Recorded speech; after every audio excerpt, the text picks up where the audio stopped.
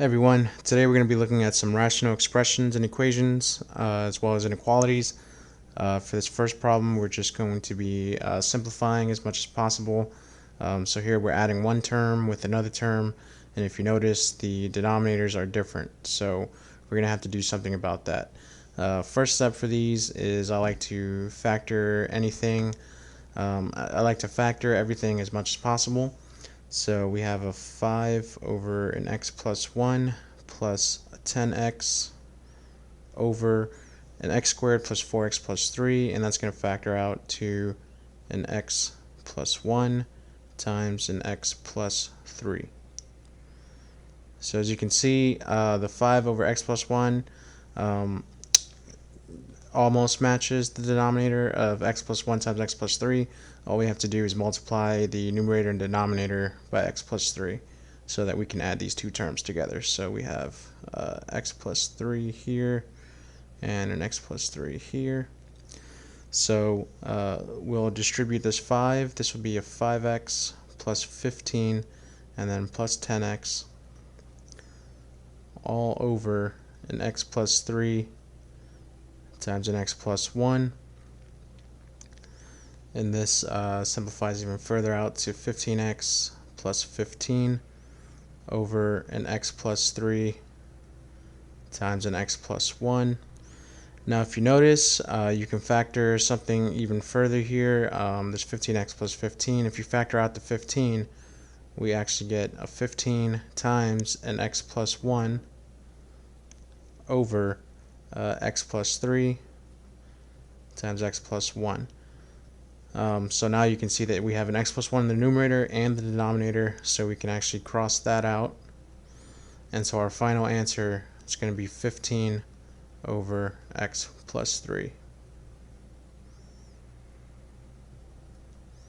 Okay, so this next one we have 3 terms, so this one's going to be a little longer. But let's start out with step 1 and factor everything.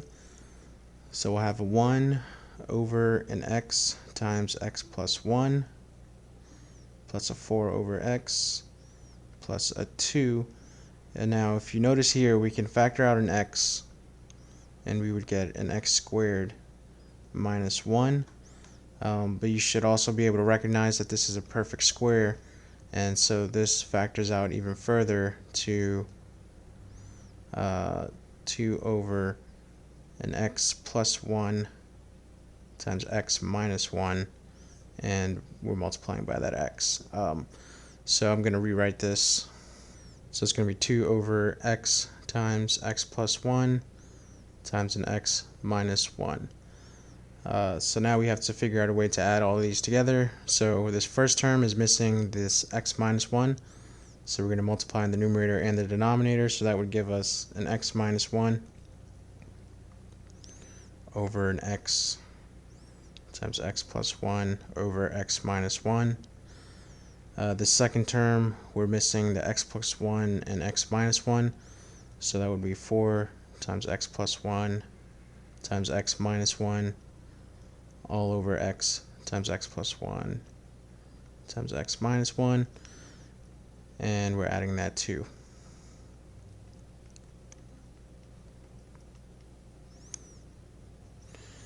Alright, and if we simplify further, all of this would equal an x minus 1 plus, this would be 4 times an x squared minus 1 plus 2, which would be x minus 1 plus 4x squared minus 4 plus 2, and that will give us 4x squared plus x and minus 3. And it's going to be all over an x times x plus 1 times x minus 1. Now it's a little hard to see, but we can factor this numerator out even further. So this would be 4x minus 3 times x plus 1. And so this x plus 1 in the denominator is going to cancel out. So our final answer is going to be 4x minus 3 all over an x times x plus 1. Okay, so this next problem, we're going to go ahead and start again in factor. So this x squared minus 4 factors out to x plus 2, x minus 2, over this bottom one factors out to x minus 5 times x plus 2. Okay, so this factors out to x plus 4 times x minus 2 all over, and this bottom factors out to x plus 5 times x minus 5. Okay, so since we're dividing, we can actually multiply by the reciprocal of this part. So this can actually be rewritten as x plus 2 times x minus 2 all over x minus 5 times x plus 2. And we're basically just flipping these terms, so this would be times, and this would be x plus 5 times x minus 5 all over x plus 4 times x minus 2. So as you can see on this side, this x plus 2 will cancel out with this one. This x plus 5 over here cancels out with this one, and this x minus 2 cancels out with this one. So finally, we're left with our final answer of x minus 5 over x plus 4. Okay, moving on, we're going to be solving for when this function equals 0. We have to list any extraneous solutions, so I'll explain that in just a bit. So first things first, we're going to make sure we can add all of these three terms together. So it looks like this third term has an x times an x plus 3 in the denominator, and so we got to make sure these first two terms match that. So in order to do that, we can do x plus 3 times an x plus 3, subtract a 2 times x, and then multiply an x in the denominator as well, and then subtract a 6 for x plus 3.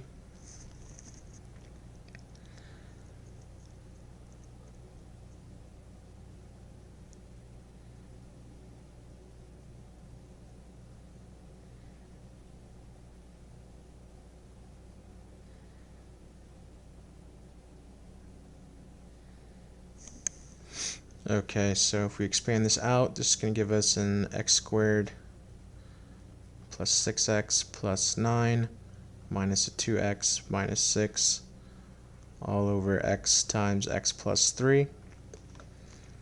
And this simplifies out further to x squared minus or plus 4x plus 3 all over x times x plus 3. So now we have to solve for when this equals 0. So this is going to equal 0 when the numerator equals 0. So we set the numerator equal to 0. I'm going to go ahead and make some space here.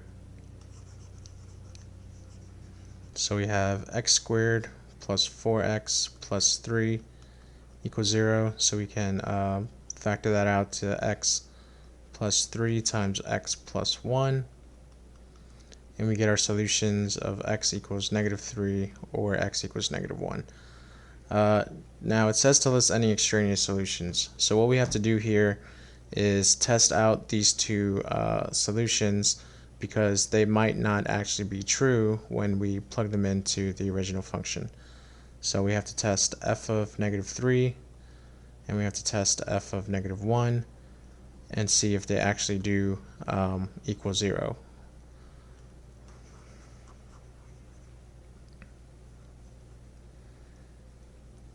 So f of -3 would give us -3 plus 3 over -3 minus 2 over -3 plus 3. And we can actually stop right there, because we see that when we do a -3 plus 3, this is actually going to give us a 0. And so that would make this function undefined.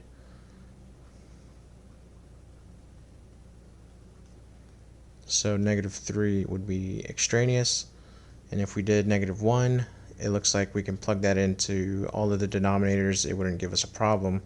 So we could say that -3 is extraneous.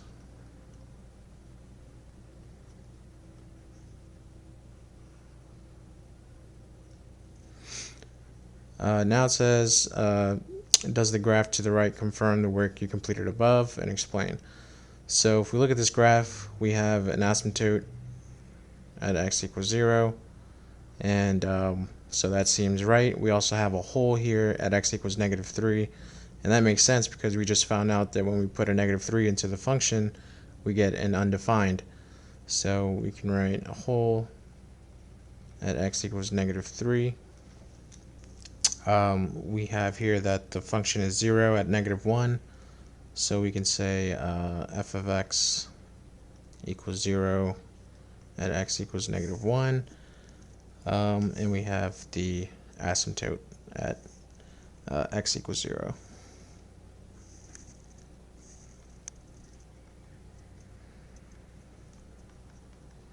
So any one of these you can use to answer this question.